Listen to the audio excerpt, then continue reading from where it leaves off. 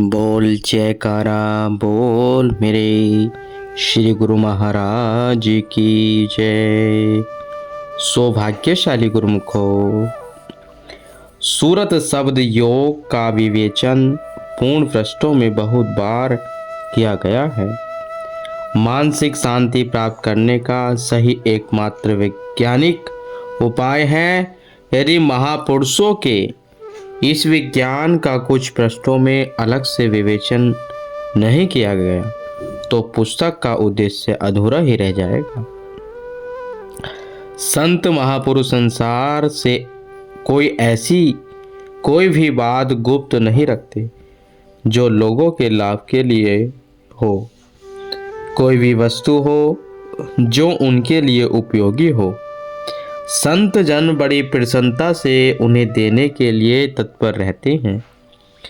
परंतु फिर भी कुछ बातें ऐसी होती हैं जो गुरु दीक्षा न लिए हुए लोगों के लिए लाभकारी नहीं होती और इसलिए ऐसी बातें महापुरुष उन्हें नहीं बताते। इसलिए यहाँ पर केवल वही बताया जा रहा है जो दीक्षित गुरुमुख के लिए उपयोगी है। वरस्ते के वे गुरु की आज्ञा अनुसार उसका अभ्यास करें। सूरज शब्द योग या सहज योग पूर्ण महापुरुषों का विज्ञान है। यह हठ योग, राजयोग, अष्टांग योग, प्राणायाम, लय योग, कर्म योग, भक्ति योग और मंत्र योग, इन सभी योगों से अधिक आसन सर्वोत्तम तथा पुरातन है। केवल एक ही यही है योग जिसमें कोई परिवर्तन नहीं हुआ है।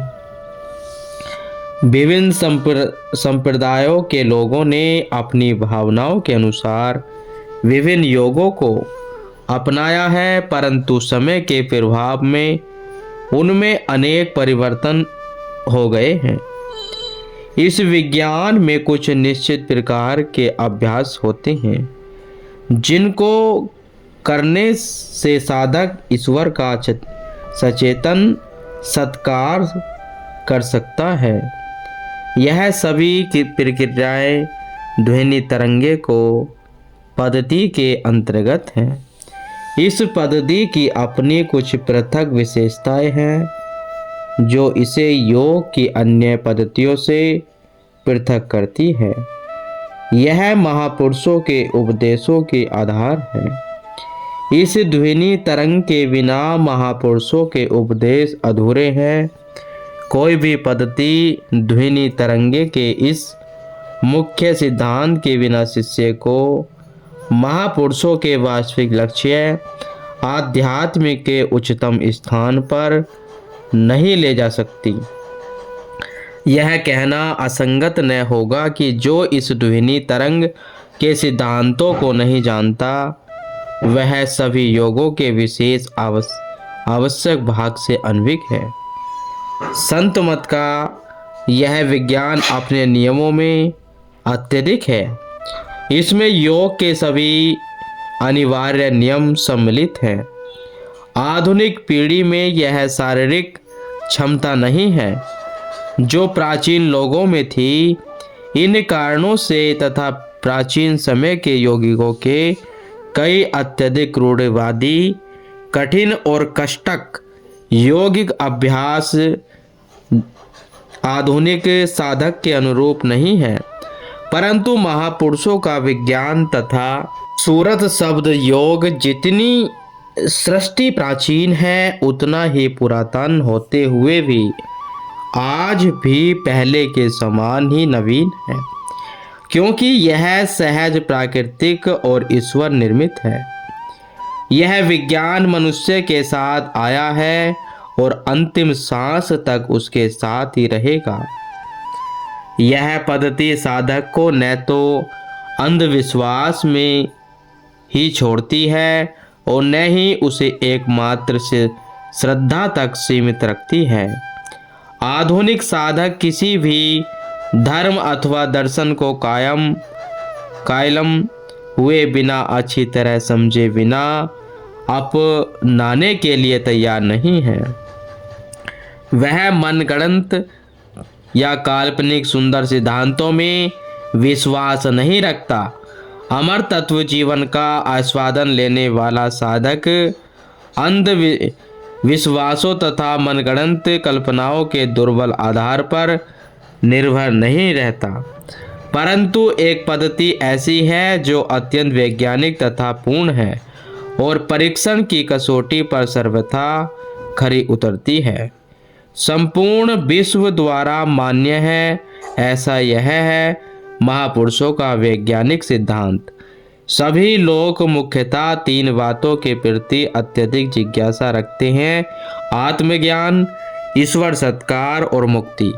यदि साधक महापुरुषों के इस विज्ञान का अभ्यास करे तो यह तीनों उच्च आकांक्षाएं इसी जन्म में इसे वक्त पूरी हो सकती है। दीक्षा के समय जो तकनीक, पद्धति, तरीका महापुरुष बताते हैं, उसका पालन करने से साधक को आत्मज्ञान हो जाता है। इसमें ईश्वर का सत्कार और मुक्ति दोनों ही निहित हैं। तब साधक को इसी जन्म में ही ईश्वर के घर में प्रवेश मिल जाता है। ईश्वर के इस राज्य में वह स्वतंत्रता से आ जा सकता है। आजकल इस आध्यात्मिक जागरूकता में गति बढ़ रही है। मुक्त आत्माएं सदा के लिए 84 के चक्कर से छूट सकती हैं और फिर वे विरोधी शक्ति काल के बंधन में नहीं आती। किसी को भी आत्मिक स्वतंत्रता, शक्ति और आनंद केवल तर्क, तत्व मीमांसा और पुस्तकों का अध्ययन करने या प्रवचन सुनने मात्र से प्राप्त नहीं हो सकती। फिर भी अधिकतर लोग सुख और शांति प्राप्त करने की मिथ्या आशा में इन्हीं साधनों में लगे रहते हैं। संत महापुरुष उनकी समस्याओं को संश्लेषण या विश्लेषण के चकराने वाले तरीकों से नहीं, बल्कि कुदरती वैज्ञानिक तरीकों से, जो कि अंतर्य दृष्टि और नाद पर आधारित है, सुलझा देते हैं। इस पद्धति में कोई उलझन नहीं है। यह बिल्कुल आसान और सीधा तरीका है, परंतु जैसे कि पहले कई बार कहा जा चुका है कि साधक को इस विज्ञान के अभ्यास के लिए मानसिक रूप से तैयार अवश्य होना चाहिए। मन में सभी वासनाओं और संस्कारों को बाहर निकालकर साधक को इस मार्ग पर दृढ़ता से चलने के लिए तत्पर होना चाहिए। यह मनुष्य जन्म ईश्वर ने कृपा करके हमें दिया है। इसका उद्देश्य एक ही है और वह है सूरत शब्द योग का अभ्यास। मनुष्य जन्म का वास्तव में कोई निश्चय ध्येय है जो निम्न कोटि के जीवों द्वारा प्राप्त नहीं किया जा सकता। मानव की श्रेष्ठता श्रेष्ठ कर्मों में ही निहित है। निम्न कोटि के प्राणी तो अपने पूर्व जन्मों के कर्मों का फल भुगतने के लिए आए हैं, इससे अधिक वह कुछ नहीं कर सकते। परंतु मानव पूर्व कर्मों का फल भोगने के अतिरिक्त नए कर्म करने की भी क्षमता रखता है। नए कर्म करने की यह विशेष सुविधा उसे इसलिए प्रदान की गई है कि वह जीवन की बुराइयों से बच सके और अपने असली घर वापस जा सके। उसके इस लक्ष्य की प्राप्ति में सहायता के लिए परमात्मा ने अपने दूत संदेश वाहक संत अथवा महापुरुष भेजे हैं। अतः महापुरुषों का यह महान कार्य है कि वे बिछड़ी हुई रूहों को उनके वास्तविक स्रोत परमात्मा से मिलाते हैं। अब हम यह देखते हैं कि संत महापुरुष अपने इस कार्य को किस प्रकार करते हैं और कैसे अपने साधकों को सूरत शब्द योग का ज्ञान देते हैं। इस मार्ग में सबसे प्रथम और महत्वपूर्ण शर्त यह है कि साकार गुरु की शरण में जाकर और उनसे दीक्षा के लिए बड़ी विनम्रता पूर्वक आतुर भाव से प्रार्थना की जाए। यही एक बात है जिसे साधक को संत मत के विज्ञान को जगाने के लिए आवश्यक है।